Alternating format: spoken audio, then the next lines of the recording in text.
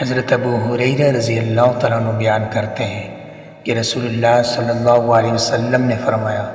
تمام انبیاء کو معجزات عطا کیے گئے جن کے مطابق انسان ان پر ایمان لائے، اور جو مجھے عطا کیا گیا وہ وحی یعنی قرآن ہے۔ اللہ نے میری طرف وحی بھیجی، میں امید کرتا ہوں کہ بروز قیامت ان انبیاء علیہ السلام سے میرے متبعین زیادہ ہوں گے۔ قال رسول اللہ صلی اللہ علیہ وسلم، ما من الانبیاء من نبی الا قد اعطی من الآیات ما مثل آمن علیہ البشر وإنما كان الذي أوتيت وحيا أوحى الله إلي وأرجو أن أكون أكثرهم تابعا يوم القيامة۔